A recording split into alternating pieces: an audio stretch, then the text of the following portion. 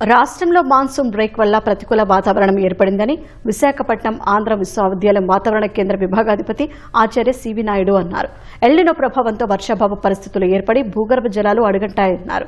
ఉండవలసిన దానికంటే 3 నుంచి 4 సెంటీగ్రేడ్ ఉష్ణోగ్రతలు ఉండటంతో తెలుగు రాష్ట్రాల్లో ఉక్కపోత సమస్య ఏర్పడిందని తెలిపారు. ఇంకుడు గుంతలు, చెట్లను పెంచడం ద్వారా కొంతవరకు ఉపశమనం ఉంటుందంటున్న ఏయూ వాతావరణ కేంద్ర విభాగాధిపతి ఆచార్య సివి నాయుడుతో ముఖాముఖి. దేశంలోకి రుతుపవనాలు వచ్చిన భిన్నమైన వాతావరణ పరిస్థితులు ఆంధ్రప్రదేశ్లో కొనసాగుతున్నాయి. ప్రధానంగా వర్షపాతం విషయంలో మాత్రం చాలా తక్కువగా నమోదైనటువంటి అభిప్రాయాన్ని వ్యక్తం చేస్తున్నారు. ప్రస్తుతం మనతోటి ఆంధ్ర యూనివర్సిటీ వాతావరణ విభాగ ఆచార్య సివి నాయుడు ఉన్నారు. వారితో మాట్లాడదాం. నమస్తే అండి. చాలా చోట్ల భూగర్భ జలాలు కూడా అడుగింటిపోయిన పరిస్థితి రాష్ట్రంలో చాలా చోట్ల కొనసాగుతుంది. ఎందుకు ఈ పరిస్థితి ఉందంటారు? అలాగే ఈ పరిస్థితి మారేటువంటి అవకాశం ఎప్పుడు ఉందంటారు? అంటే ఇప్పుడు ఎల్నినో టైంలో ఉన్నాం కాబట్టి సర్వసాధారణంగా ఎనామలీ సబ్స్టెన్స్ మోషన్ ఉంటుంది. అంటే ఎనామలీ అసెంట్ ఉంటే ఎక్కువ రెయిన్ఫాల్ పడుతుంది, ఎనామలీ డిసెంట్ ఉంటే తక్కువ రెయిన్ఫాల్ పడుతుంది. అంటే ఇక్కడ పర్టికులర్గా ఇప్పుడు తీసుకున్నట్లయితే మీకు north east India -35% deficit, north west India 16% deficit, అలాగే సెంట్రల్ ఇండియా 11% డెఫిసిట్, అలాగే సౌత్ పెనిన్సులర్ ఇండియా 24% డెఫిసిట్, అలాగే 21% మొత్తం కంట్రీ యాజ్ ఎ హోల్ మీకు డెఫిసిట్ కనిపిస్తుందండి. అందుకు కూడా ఎందుకంటే మొన్నటి వారం పడింది కాబట్టి అది భర్తీ చేసింది. కానీ ఇక్కడ పర్టికులర్గా మనం గమనించవలసింది ఏంటంటే మనం గ్లోబల్ వార్మింగ్ టైంలో ఉన్నాం. రెయిన్ఫాల్ యాక్టివిటీ ప్రతిరోజు కూడా యూనిఫామ్గా పడదు. అంటే ఇవాళ మంచి వర్షపాతం పడవచ్చు, రేపొద్దున 10 రోజులు 5 రోజులు తక్కువ రెయిన్ఫాల్ పడవచ్చు, ఒక్కొక్కసారి డ్రై డేస్ ఉండొచ్చు, అంటే 0 రెయిన్ఫాల్ డేస్. కాబట్టి అంటే మనకు మేనేజ్మెంట్ ఆఫ్ వాటర్ చాలా ఇంపార్టెంట్. ఇటువంటి అప్పుడు పడినటువంటి రెయిన్ఫాల్ యాక్టివిటీని అంటే రెయిన్ వాటర్ని మనం ఏం చేస్తున్నాం అంటే సరిగ్గా మనం మరలించట్లేదు. అంటే భూగర్భం మనం మరలించాలి, కంపల్సరీగా ఇంకుడు గుంతలు లాంటివి చేయాలి. అంటే సమ్ టైమ్ బ్యాక్ మీకు మన చంద్రబాబు నాయుడు గారు చాలా విజన్ తోటి ఒక ప్రాజెక్ట్ చేశారు. అప్పుడు ఇక్కడ మన విశాఖపట్నం ఏరియాలో కొండల చుట్టూ కూడా ఆయన తవ్వించారు. అది దానివల్ల ఏమైందంటే భూగర్భ జలాలు బాగా పెరిగినాయి ఆ టైంలో. అంటే అటువంటి మనం కూడా చేపట్టవలసిన అవసరం కంపల్సరీగా ఉన్నది. అలాగే ఇక్కడే కాకుండా మొత్తం మన రాష్ట్రం అంతా కూడా అలాంటి ఎక్కడెక్కడైతే మనకి అనుకూలంగా ఉంటుందో అక్కడ భూగర్భ జలాలను మనం నింపే బాధ్యత మన మీదే ఆధారపడి ఉన్నదండి. అంటే సాధారణంగా ఋతుపవనాలు వచ్చిన తర్వాత తొలకరి జలాలు పడతాయి, కొంతవరకు భూగర్భ జలాలు సాకారం చేస్తుంది.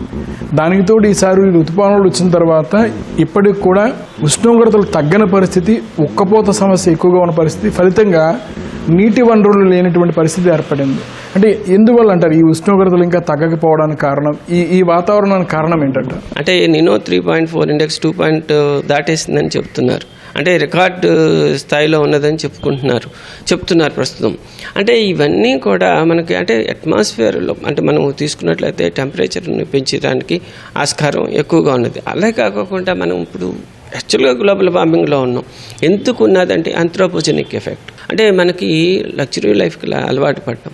ఏదో కారు, 2 కార్లు, 3 కార్లు కూడా తీస్తున్నారు. అంటే కార్బన్ డైఆక్సైడ్ లెవెల్స్ని మనం పంపిస్తున్నాం. అంటే ఇవి green house gases, carbon dioxide కావచ్చు, మిథేన్ కావచ్చు, ఓజోన్ కావచ్చు, నైట్రస్ ఆక్సైడ్ కావచ్చు. ఇవన్నీ కూడా ఏమవుతుందంటే out going long wave radiation అంటే భూమి నుంచి వచ్చేటువంటి లాంగ్ వేవ్ రేడియేషన్ని ఒడిసిపట్టుకుని మళ్ళీ రీరేడియేట్ చేస్తాయి. అటువంటిప్పుడు ఏమవుతుందంటే టెంపరేచర్ పెరుగుతుంది. అంటే టెంపరేచర్ పెరుగుదల కావాలి ఎందుకంటే ఉండటం వల్లే మనకి 15 degrees Celsius మెయింటైన్ అవుతుంది. అదర్వైజ్ మనం ఏంటంటే -18 degreesలో ఉండవలసిన అవసరం వస్తుంది. కానీ ఇక్కడ ఏంటంటే అనుకున్న దానికంటే ఎక్కువ కాన్సన్ట్రేషన్. ఇది తగ్గించాలంటే కంపల్సరీగా చెట్లను ఎక్కువగా నాటాలి. ఈసారి నైరుతి ఋతుపవనాల్లో వాయు బంగాళాఖాతంలో ఏర్పడినటువంటి అల్పపీడనం కేవలం కొద్ది గంటల వ్యవధిలో వాయుగుండంగా మారి తీరాన్ని దాటింది. ఫలితంగా దానివల్ల పెద్ద వర్షాలు వచ్చిన పరిస్థితి అయితే లేదు. ఏమంటారు దీన్ని తీసుకుంటే?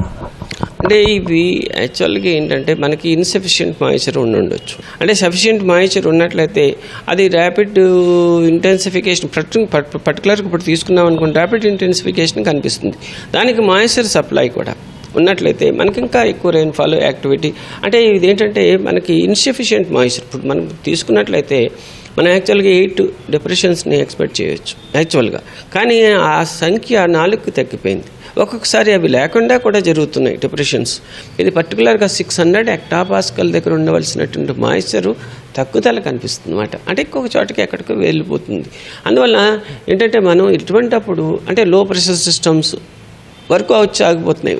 అవే ఒక్కోసారి మనకి రెయిన్ఫాల్ యాక్టివిటీని ఇస్తున్నాయి. అంటే ఇక్కడ లో ప్రెషర్స్ పెరుగుతున్నాయి ఒక్కోసారి. కానీ ఇక్కడ ఏంటంటే పర్టికులర్గా డిప్రెషన్స్ సంఖ్య తగ్గుతుంది.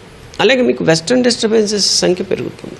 అంటే మాన్సూన్లో మనం వెస్ట్రన్ డిస్టర్బెన్స్ గురించి పెద్దగా మాట్లాడం, కానీ అవి వాటి ఇన్ఫ్లుయెన్స్ కూడా నార్త్ వెస్ట్ ఇండియా మీద ఉన్నది. అందుకే మనకి ఏమవుతుందంటే ఇక్కడ నార్త్ వెస్ట్ ఇండియాలో రెయిన్ఫాల్ యాక్టివిటీ ఇదివరకు ఎప్పుడు చూడనటువంటి రెయిన్ఫాల్ యాక్టివిటీ మనం చూస్తున్నాం. ఈ గ్లోబల్ వార్మింగ్లో అలాగే ఉంటూ ఉంటాయి. మీకు అలాంటి నేచర్ని చూపిస్తూ ఉంటుంది. దాంతోపాటు ఎలినో ఒకటి మనకి వచ్చింది. అది కూడా ఎక్కువ ఇది ఇంటెన్సిటీతో ఉన్నదని చెప్తున్నారు. అంటే 2 దాటేసింది ఆల్రెడీ అని అంటున్నారు. కాబట్టి ఆటోమేటిక్గా ఇటువంటి సిస్టమ్స్ మనం అన్నీ చూస్తూ ఉంటామండి.